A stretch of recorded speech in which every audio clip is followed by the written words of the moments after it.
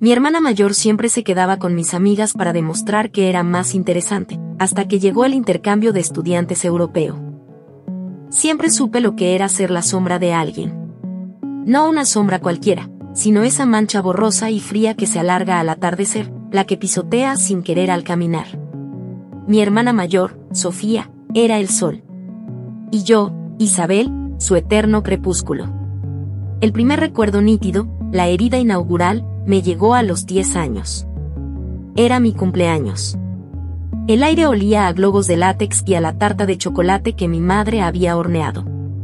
Yo llevaba un vestido nuevo, azul celeste con pequeños pájaros bordados, y sentía que el mundo era brillante y lleno de posibilidades. Mi mejor amiga, Lucía, con quien compartía todos mis secretos en forma de pegatinas y pulseras de la amistad, estaba a mi lado, riendo. Hasta que Sofía, con sus 15 años ya esbozando la mujer en la que se convertiría, decidió entrar en la habitación. No venía a felicitarme. Venía a cazar. Llevaba puestos unos jeans rotos que a mí me parecían el sumum de la coolness y una camiseta holgada de una banda que no conocía. Su pelo, liso y oscuro como el ala de un cuervo, cayó sobre su hombro cuando se inclinó hacia Lucía. «Esos aretes son súper lindos», le dijo, su voz una melodía estudiada. En la plaza vi unos iguales, pero con mariposas. Deberíamos ir algún día, solo nosotras. Vi cómo los ojos de Lucía se iluminaron, como su lealtad de años se desvaneció en un instante ante el destello de la atención de Sofía. Mi cumpleaños, mi vestido nuevo, mis migajas de felicidad, dejaron de importar. Sofía se la llevó de la habitación, y yo me quedé ahí, sintiendo como el azúcar de la tarta se convertía en ceniza en mi boca. Esa noche, mientras guardaba mis regalos, escuché a Sofía reírse por teléfono en su habitación. «Fue fácil», susurró, y su voz crujió como vidrio bajo una bota. «Solo son migajas, Isa. Aprende a guardar mejor tus cosas». Esa frase, tus migajas, se convirtió en el leitmotiv de mi adolescencia. El patrón se repitió, una y otra vez, con una precisión dolorosa. Con Elena en el instituto, a quien Sofía consiguió entrar en el grupo de populares que yo anhelaba desde lejos. Con Daniela, con quien compartía mis primeros libros y mis miedos sobre la universidad, y a quien Sofía introdujo en el mundo de las fiestas y los chicos mayores. Una a una, vi cómo mis amigas se transformaban en adeptas al culto de Sofía. Y yo, siempre en el perímetro, siempre observando. Ahora, con 17 años, la dinámica está tan arraigada que casi me siento en casa en este rol. Mi cuarto es el refugio.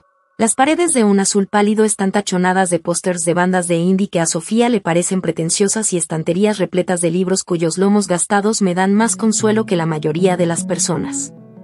Mi mejor amiga actual es Valeria. Tiene el pelo rizado de un color castaño rojizo que brilla con el sol y una risa que suena genuina, o al menos eso pensaba. Estamos en mi habitación, supuestamente estudiando para el examen de literatura. Los libros están abiertos, pero la atención de Valeria no. Sus ojos verdes se deslían hacia la puerta cada vez que escucha pasos en el pasillo. «Oye, Isa», dice, mordisqueando el capuchón de su boli, «¿es verdad que Sofía salió con ese chico de la universidad? El que toca en la banda de post-rock». Siento un pinchazo familiar en el estómago. El modus operandi Sofía se activa. Primero, la pregunta casual, inocente. Luego, la admiración velada. Después, la petición de acceso. «Sí, creo que sí», respondo, cerrando mi copia de 100 años de soledad con más fuerza de la necesaria. El ruido sordo del libro al cerrarse no logra sacarla de su ensueño. «Debe ser alucinante», suspira, recostándose en mi almohada. «Salir con gente mayor, que sabe de cosas. No como los chicos de nuestra clase, que solo piensan en el fútbol y en videojuegos». «Bueno, no todo es tan genial», intento, mi voz sonando débil incluso para mis propios oídos. La última vez llegó a las 3 de la mañana y mi madre le armó un escándalo. Pero Valeria no escucha. Está perdida en la proyección de su propia fantasía, donde Sofía es la llave a una vida más glamurosa y adulta. Huele la promesa de algo más, y el aroma, para ella, es irresistible. Yo solo huelo el polvo de mis libros y el perfume barato de vainilla que usa Valeria, que de repente me parece empalagoso. La gota que colma el vaso cae cuando, al salir de mi habitación para ir al baño, veo a Sofía apoyada en el marco de la puerta de su cuarto, al final del pasillo. Lleva una camiseta corta que deja ver un vientre plano y moreno y unos leggings. Nos mira a Valeria y a mí con una sonrisa que no llega a sus ojos color miel, ojos que siempre parecen evaluar, calcular. Hola, chicas, saluda, y su voz es suave como la seda, pero yo siento el filo del cuchillo. Valeria, me encanta ese top. Te sienta genial. Valeria se sonroja hasta la raíz del pelo. Oh, gracias, Sofía. Es barato, de una tienda online. Bueno, te lo montas bien con la ropa, responde Sofía, con la condescendencia de una reina elogiando a su súbdita. Luego, su mirada se posa en mí, solo un instante. Es una mirada rápida, cargada de un mensaje claro, ya está. Otra vez. Antes de que pueda decir algo, Sofía añade, oye, Val, un grupo de amigos vamos a ese nuevo café de la calle Montenegro el viernes. Toca un chico en acústico. ¿Te apetece venir? El corazón se me hunde. Es la jugada maestra. El movimiento que no falla. Valeria mira hacia mí, por un segundo, con un destello de culpa, pero es rápidamente barrido por el torrente de emoción. ¿En serio? Claro que sí. Me encantaría. Sofía sonríe, victoriosa. Genial. Te paso los detalles. Su mirada se cruza con la mía de nuevo, y esta vez no disimula la burla. Migajas, Isabel. Siempre las migajas. Esa noche, mientras me preparo para dormir, el anuncio inesperado en la cena familiar cae como un meteorito en mi paisaje personal ya devastado. Mi padre, mirando por encima de sus gafas, lee un correo del instituto. Parece que el programa de intercambio con Europa se confirma para este semestre, dice, partiendo un trozo de pan. Vendrán unos 15 estudiantes. A ver si les damos una buena bienvenida. Mi madre comienza a hablar de la logística, de las familias de acogida, pero sus palabras son un zumbido lejano en mis oídos. Intercambio. Estudiantes de fuera. Gente nueva. Gente que no conoce a Sofía. Gente que no está impresionada por su fachada pulida porque ni siquiera sabe que existe. Una chispa minúscula, frágil como la yesca, se enciende en mi pecho. Es esperanza, pero está tan mezclada con el miedo que duele. La esperanza de que, tal vez, por una vez, pueda tener algo, o a alguien, que sea solo mío. El temor de que, como siempre, Sofía lo convierta en otro de sus trofeos, dejándome otra vez con las manos vacías, recogiendo las migajas de mi propia vida. La esperanza que había sentido con el anuncio del intercambio se había marchitado rápidamente, reemplazada por mi habitual precaución. ¿Qué posibilidades tenía? Sofía tenía un radar para la novedad, y los estudiantes de intercambio serían el blanco perfecto para su colección. Me preparé mentalmente para otra ronda de migajas, para observar desde la orilla cómo mi hermana una vez más acaparaba toda la atención.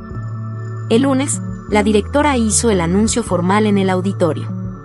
15 estudiantes, de distintos países de Europa, desfilaron brevemente frente a nosotros. Un murmullo de curiosidad recorrió las filas. Yo apenas presté atención, hasta que una chica se adelantó un paso cuando pronunciaron su nombre. Clara Schmidt, de Alemania. No era como me la había imaginado. No llevaba ropa de marca ni una pose estudiada. Vestía unos jeans sencillos, un poco holgados, y una sudadera gris de cuello redondo con un pequeño logo desteñido de una banda que no reconocí.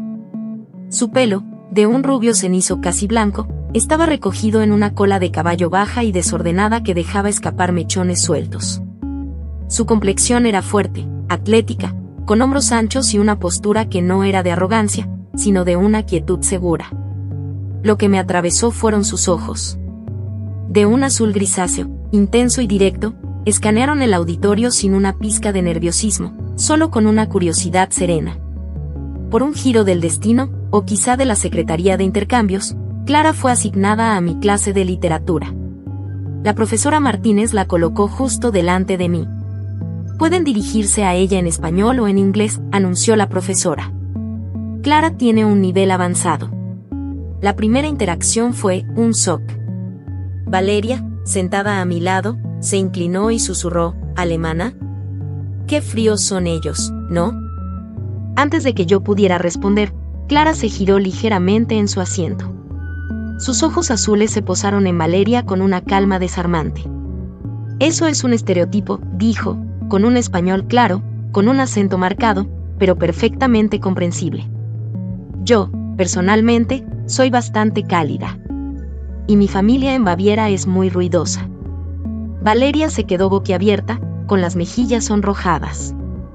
Yo, por mi parte, sentí que una sonrisa tímida asomaba a mis labios por primera vez en semanas.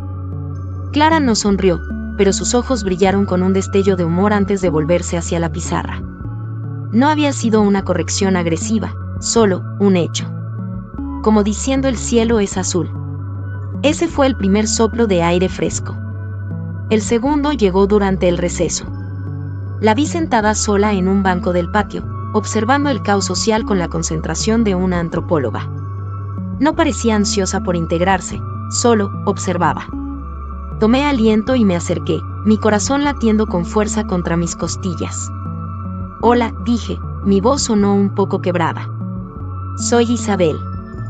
Bienvenida. Ella alzó la vista. Su mirada no me escaneó en busca de mi estatus social, solo me miró a mí. Hola, Isabel. Gracias.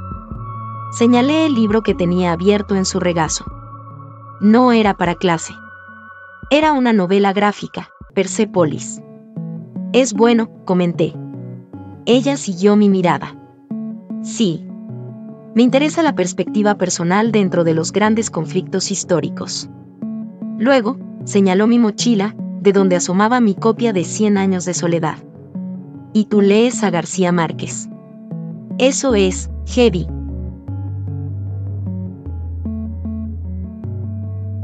Mi hermana mayor siempre se quedaba con mis amigas para demostrar que era más interesante, hasta que llegó el intercambio de estudiantes europeo. Parte 2. Nos reímos. Fue fácil. No tuve que esforzarme, no tuve que medir mis palabras por miedo a sonar rara o intensiva. Hablamos de libros, de la extraña manía de los profesores de analizar hasta la muerte la metáfora de la lluvia, de la comida del comedor que ella describió con precisión quirúrgica como textura de cartón húmedo. Su curiosidad era genuina. Hacía preguntas directas. ¿Por qué todos aquí se visten en grupos tan definidos? ¿O esa chica de pelo oscuro que siempre está riendo muy fuerte, es tu amiga? Se refería a Valeria. Y por primera vez, no sentí la necesidad de defender mi frágil posición social. Corrigió Clara con naturalidad al notar mi vacilación, como si estuviera completando un puzzle. Las dinámicas cambian. La amistad no nació de la necesidad desesperada, sino de un interés mutuo y auténtico. Era orgánica, como una planta silvestre que crece en un terreno que creías estéril. En la biblioteca, mientras estudiábamos, ella sacó su teléfono y me mostró fotos de su ciudad, Friburgo. Casas con entramado de madera, calles empedradas, la selva negra al fondo. No lo hacía para alardear, sino para compartir un pedazo de su mundo. A cambio, yo le hablaba de los mejores lugares para comer helado o sentarse a leer en paz, lejos del bullicio principal. Por supuesto, el radar de Sofía no falló. A los 3 días de la llegada de Clara, mi hermana hizo su aparición. Nos encontró a Clara y a mí saliendo del instituto. El sol de la tarde se reflejaba en el liso pelo de Sofía, peinado a la perfección. Llevaba un top que dejaba sus hombros al descubierto y una falda corta que ya había aprobado el comité de la popularidad. Su sonrisa era amplia, calculada para ser irresistible. Hola, Isa, dijo, pero su mirada ya estaba clavada en Clara. Debes ser la estudiante de intercambio. Clara, ¿verdad? Todo el mundo habla de ti. Clara, que cargaba su mochila con un solo hombro, la miró con la misma curiosidad serena con la que miraba todo. ¿Hablan de mí? Eso suena ineficiente. ¿No tienen cosas más importantes de qué hablar? Vi cómo la sonrisa de Sofía se tensó 1 milímetro en las comisuras. No era la respuesta que esperaba. Bueno, es emocionante tener gente nueva, continuó Sofía, recuperándose rápido. De hecho, un grupo de amigos vamos a la inauguración de una galería de arte en el centro este viernes. Hay vino, quesos, gente interesante. Deberían venir. Las dos. Las dos, fue un añadido magnánimo, el cebo para que yo no estropeara su jugada. Era la campaña de Encanto, en su fase inicial, la invitación inclusiva, diseñada para impresionar con un vistazo de su vida sofisticada. Clara me miró a mí, no a Sofía. Isabel, ¿tú quieres ir? La pregunta me dejó paralizada. Nadie me había preguntado nunca mi opinión en medio de una de las maniobras de Sofía. Todos simplemente seguían la corriente. Sofía intervino, su voz un poco más aguda. Claro, ¿qué quiere? Será divertido. Podrás ver cómo es la escena artística de aquí. Clara desvió su mirada azul de vuelta a Sofía. La evaluó por un segundo, sin malicia, pero con una lucidez que parecía ver a través de la fachada pulida. Suena formal, dijo finalmente. Pero si Isabel va, yo voy también. No fue un sí. Fue un condicional. Su lealtad, por alguna razón que mi mente no podía procesar, parecía estar conmigo. Sofía lo notó. Su sonrisa se congeló en algo que se parecía más a una línea fina y tensa. Perfecto, dijo Sofía, su voz perdiendo un poco de su dulzura sedosa. Les mando los detalles. Se fue, y el aire a su alrededor parecía vibrar con una irritación contenida. Yo me quedé mirando a Clara, sintiendo una mezcla de asombro y de un temor renovado. Sofía había notado el desafío, por sutil que fuera. Y su sonrisa, al irse, me había dejado claro una cosa: la campaña solo acababa de empezar. El Ate Lab era el tipo de lugar que Sofía consideraba su territorio natural. Un espacio amplio con paredes de ladrillo visto, bombillas Edison colgando de cables gruesos, y un aroma intenso que mezclaba grano tostado con el dulzor pegajoso de los jarabes de moda. La gente que estaba allí parecía salida de un catálogo, posturas estudiadas, risas que sonaban un poco forzadas, y todos con el teléfono último modelo sobre la mesa como una extensión más de sus manos. Sofía nos había reservado una mesa en una esquina, lo suficientemente céntrica para ser vista. Su grupo de amigos superiores ya estaba allí, chicos con nombres como Adrián o Diego que hablaban de sus viajes de esquí, y chicas como Martina, cuya sonrisa era tan brillante y vacía como la pantalla de su iPhone. Me sentí como un mueble desentonado, invisible en mi sudadera holgada y mis jeans sencillos. Mi rol estaba claro: ser la sombra, la hermana menor que nadie sabía muy bien por qué estaba ahí. Clara, en cambio, era un pez en otro océano. Llevaba la misma sudadera gris de siempre y observaba el entorno con la intensidad de un científico en un nuevo ecosistema. No parecía impresionada ni intimidada. Solo, analítica. La campaña de Encanto de Sofía comenzó de inmediato. Ordenó para todos unos cafés con nombres complicados que sonaban a hechizo, y pagó con una tarjeta de color rosa metalizado, haciendo un gesto despreocupado. La vida es demasiado corta para tomar café malo, declaró, sonriendo a Clara. Clara dio un sorbo a su café negro, simple.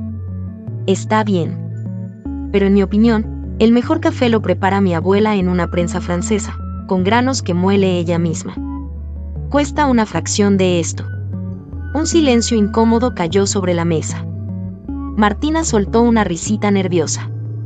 Sofía parpadeó, pero recuperó la compostura. «Qué adorable», dijo, con una condescendencia que hizo que me encogiera por dentro. «Lo simple tiene su encanto, supongo». Luego, dirigió la conversación hacia la bolsa de mano que había comprado la semana pasada, una edición limitada de una marca de lujo que dejó caer sobre la mesa con un suave golpe. El cuero olía a nuevo, a dinero. «Es bonita», comentó Clara, sin tocarla. «Pero no entiendo la relación calidad-precio. Con lo que costó, podrías haber financiado un proyecto de agua potable en una comunidad o comprado decenas de libros». «¿Qué te impulsó a comprarla exactamente?».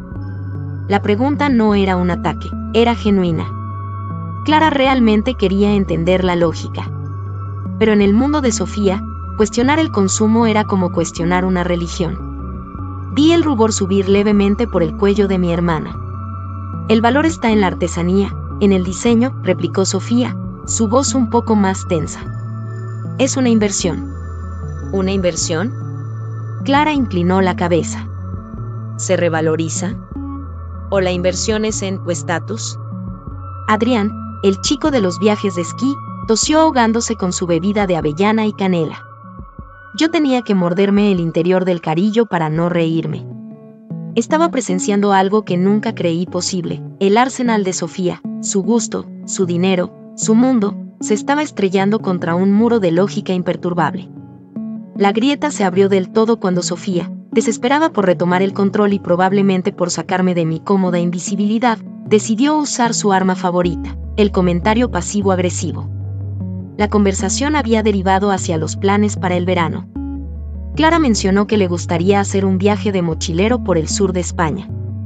¡Qué aventura!, exclamó Sofía, poniendo los ojos en blanco con una sonrisa burlona. Es perfecto para ti, Isa. Tú siempre tan bohemia y low-key. A ti también te iría eso de dormir en albergues y comer latas de atún. Su mirada se deslizó hacia Clara, buscando complicidad, un guiño de ya sabes cómo es mi hermana, tan simple.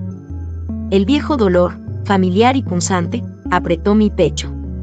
Me encogí en mi asiento, preparándome para la humillación habitual. Pero Clara no sonrió. No asintió. Sus ojos azules se clavaron en Sofía con una frialdad repentina. ¿Por qué dices eso de tu hermana?, preguntó, su voz clara y cortante como un cristal en el murmullo del café. No había enojo en su tono, solo una curiosidad absoluta y despiadada. Suena a que te estás burlando. El silencio que siguió fue tan denso que podía sentirse, como si el aire se hubiera convertido en algodón húmedo. Martina dejó de jugar con su teléfono. Adrián miró fijamente su taza como si fuera el objeto más fascinante del universo. La sonrisa de Sofía se congeló en su rostro. No se desvaneció, se solidificó, transformándose en una máscara incómoda y rígida. Sus ojos, normalmente cálidos y seductores, destellaron con algo crudo y sorprendido, incredulidad pura. Nadie, en los 17 años de su reinado, le había hablado así. Nadie había confrontado su juego directamente, desnudando la burla detrás del elogio envenenado. Yo no. Tartamudeó Sofía, perdiendo por primera vez la elocuencia que la caracterizaba. Solo era un comentario. Es que Isabel es muy tranquila. A mí me parece agradable, declaró Clara, con una finalidad que no admitía réplica. Luego, se giró hacia mí, ignorando por completo la mirada congelada de Sofía. Isabel, ¿tú has estado en el sur de España? ¿Qué lugares recomiendas? Todo el oxígeno volvió a mis pulmones. La tensión no se había disipado, sino que había cambiado de bando. Ya no pesaba sobre mí, ahora se cernía sobre Sofía, cuya sonrisa congelada empezaba a agrietarse en los bordes, revelando el desconcertado y furioso rostro que había debajo. La había desafiado. Clara le había fallado en su propio juego. Y en el reflejo de la cafetería, pude verlo claramente. Por primera vez, el sol no sabía cómo calentar a alguien que no sentía frío. Los días siguientes al incidente en el AT Lab fueron extrañamente tranquilos. Demasiado tranquilos. Sofía andaba por la casa como un fantasma de mirada gélida, evitando cualquier contacto que no fuera estrictamente necesario. No hubo comentarios pasivo-agresivos en la cena, ni miradas burlonas. Solo un silencio cargado, como el aire pesado antes de una tormenta. Sabía que no se había rendido. Una derrota como esa, tan pública y humillante dentro de su círculo, no era algo que Sofía pudiera tragar. Era el silencio del depredador reevaluando a su presa. Clara, por su parte, parecía completamente imperturbable. Para ella, el intercambio en el café había sido solo eso, un intercambio de ideas, una aclaración. No entendía que había desafiado las reglas no escritas de un juego tóxico que Sofía llevaba años ganando. Tu hermana parece menos presente, me comentó Clara mientras caminábamos por los pasillos del instituto. Su voz era neutral, observacional. Eso es lo que da miedo, susurré, sintiendo un nudo de ansiedad en el estómago.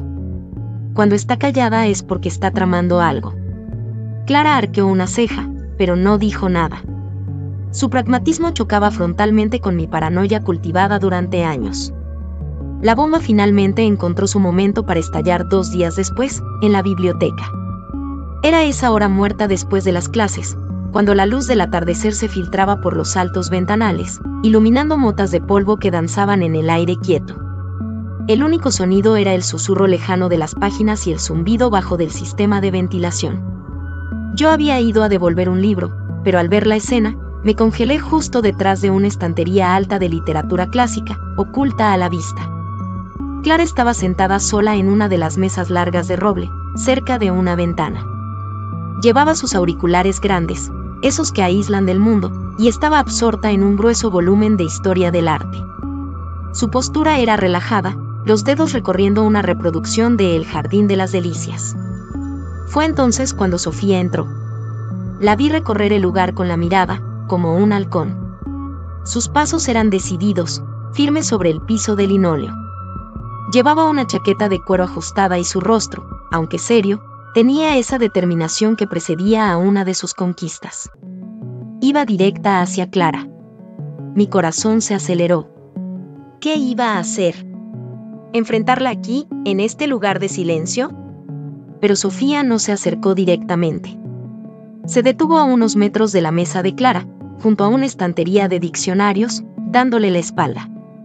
Sacó su teléfono, y con una voz que pretendía ser un susurro pero que cortaba el silencio como un cuchillo, empezó a hablar. Claramente, estaba fingiendo una llamada. Sí, ya sé, estoy aquí con ella ahora, dijo, con un tono de exasperación dramática. Dios, no sé cómo aguanta Isabel a esta chica. Me quedé paralizada. El aire se me escapó de los pulmones. Es increíblemente ruda, continuó Sofía, lanzando una mirada rápida por encima del hombro hacia Clara, quien, aparentemente ensimismada en su libro y sus auriculares, no se inmutó. Cero modales, cero gracia. Y esa actitud de, soy más inteligente que todos, es agotadora. Cada palabra era un dardo envenenado. Pero Sofía no se detuvo ahí. La humillación del café aún le ardía. Y no entiendo su estilo, o la falta de él. Es tan poco femenina. Con esa complexión, parece más una levantadora de pesas alemana que una chica. Todo fuerza, cero delicadeza. Apreté los puños tan fuerte que las uñas se me clavan en las palmas. El rencor, el desprecio en su voz, era tan denso que casi podía saborearlo, amargo y metálico en la parte posterior de mi garganta. Estaba destrozando a la única persona que me había tratado con genuino respeto, y lo hacía creyéndose impune. Lo que Sofía no podía ver, desde su ángulo, era lo que yo sí veía desde mi escondite. Clara no se había movido, pero su mano había descendido desde la página del libro hasta su bolsillo. Sus dedos se deslizaron dentro con una calma aterradora y sacaron su teléfono. Sin prisa, sin un solo movimiento brusco, lo desbloqueó. La luz de la pantalla iluminó brevemente su rostro, que permanecía sereno, impasible. Con el pulgar, tocó un icono rojo familiar. El de la aplicación de grabadora de voz. La punzada de rabia en mi pecho se transformó en una oleada de puro asombro. No estaba desconectada. No estaba ensimismada. Había pausado la música. Había oído cada palabra. Y con una sangre fría que me dejó atónita, estaba documentando el monólogo de veneno de mi hermana, convirtiéndolo en evidencia. Sofía, completamente ajena a esto, soltó un suspiro teatral. Bueno, en fin. No vale la pena. Es como tratar de domar un toro. Isabel se merece las obras, supongo. Se merece a alguien tan simple como ella. Le voy a decir que lo siento, que tengo un compromiso familiar y no puedo seguir siendo su guía turística. Colgó, o fingió colgar, y se dio la vuelta. Su expresión era de satisfacción, como si hubiera liberado una gran carga. Lanzó una última mirada despectiva a la espalda de Clara, que seguía inmóvil, y salió de la biblioteca con la cabeza alta, creyendo que había ganado. El silencio que dejó atrás era diferente. Ya no era pacífico. Era electrizante. Me quedé allí, pegada a la estantería, temblando. Había sido testigo del error crucial, el descuido monumental de Sofía. Su arrogancia le había impedido ver que su presa no era una víctima, sino una arquera que acababa de grabar en audio su propia sentencia. Clara, por su parte, guardó su teléfono, se ajustó los auriculares y volvió a pasar la página de su libro, como si nada hubiera pasado. Pero algo había cambiado. Para siempre. La calma antes de la tormenta se rompió al día siguiente en el comedor del instituto. El lugar era un zoológico de sonidos y olores, el traqueteo de las bandejas, el eco de cientos de conversaciones, el olor grasiento de la pizza congelada mezclado con el dulzor ácido del ketchup. Yo estaba sentada con Clara en nuestra mesa habitual, cerca de la ventana, intentando concentrarme en mi ensayo de historia. Pero cada fibra de mi cuerpo estaba en alerta máxima. Sabía que el enfrentamiento era inevitable. Sofía no podía soportar la idea de que su narrativa se hubiera quebrado. Y llegó. La vi abrirse paso entre las mesas con la elegancia de un tiburón. Su pelo estaba impecable, su postura era recta, pero sus ojos, esos ojos color miel que siempre destilaban una confianza seductora, ahora brillaban con una rabia fría y contenida. Se detuvo frente a nuestra mesa, plantando sus manos con las uñas perfectamente pintadas sobre la superficie de formica blanca.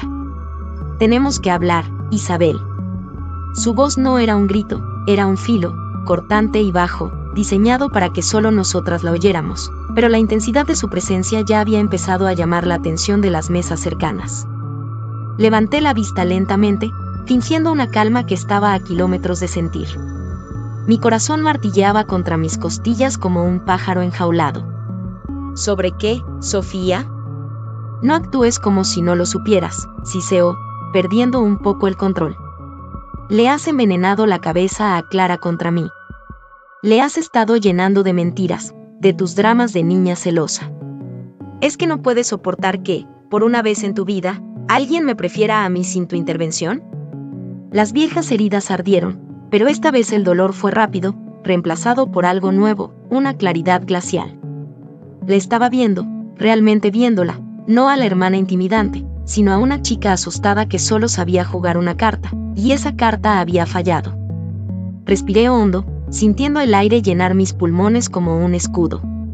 No le he dicho nada a Clara que no haya visto con sus propios ojos, dije, y mi voz sonó tranquila, firme, como si perteneciera a otra persona. Ella saca sus propias conclusiones. Sofía soltó una risa corta y amarga. ¿Conclusiones? ¿Qué puede concluir en una semana? Tú la has manipulado. Le has pintado una imagen de mí que no es real. Fue entonces cuando Clara, que había estado observando el intercambio con su habitual expresión analítica, se movió. No dijo una palabra. Simplemente sacó su teléfono de su bolsillo, lo desbloqueó, y con unos toques precisos, abrió un archivo de audio. Su mirada se encontró con la mía por una fracción de segundo, un destello de complicidad silenciosa, y luego posó sus ojos azules y serenos en Sofía. Pulsó play.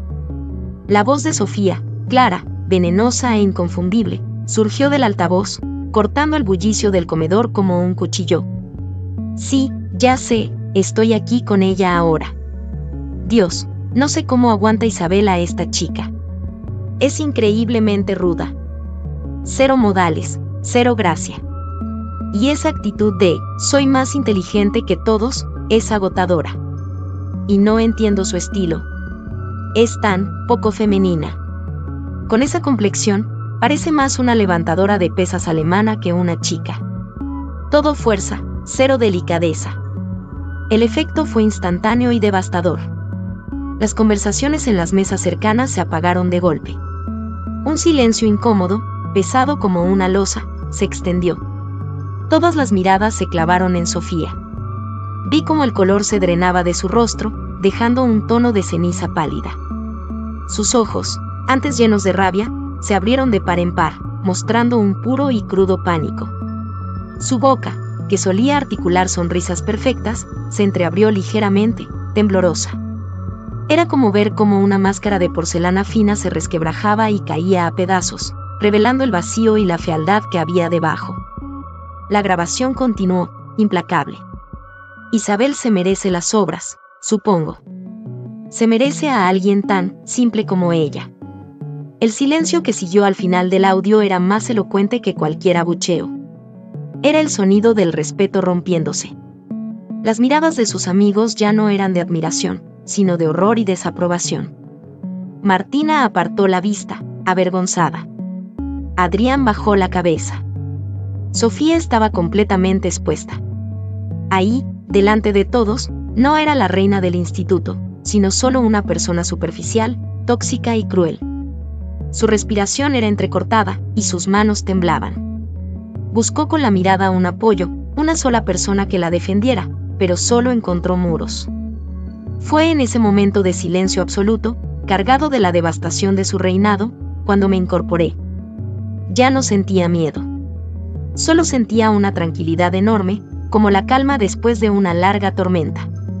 La miré directamente a sus ojos, ahora desprovistos de cualquier poder, y pronuncié las palabras que habían estado gestándose en mí durante años, con una claridad que resonó en el silencio del comedor. Parece que tu encanto no funciona con alguien que no tiene inseguridades.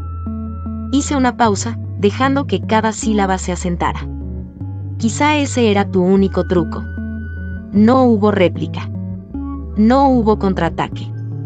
Sofía solo pudo emitir un sonido ahogado, un quejido de derrota absoluta, antes de darse la vuelta y abrirse camino entre la multitud, con los hombros encogidos y la cabeza gacha, completamente sola en medio de la gente. Clara se levantó a mi lado, guardando su teléfono como si acabara de hacer una anotación más en su estudio antropológico. Sin decir una palabra, recogí mi mochila. Clara hizo lo mismo. Y juntas, dando la espalda al espectáculo del derrumbe, salimos del comedor. La luz del sol de la tarde nos golpeó al salir al patio, cálida y real. No miramos atrás. Por primera vez, estaba caminando bajo mi propia luz, dejando atrás, para siempre, la sombra.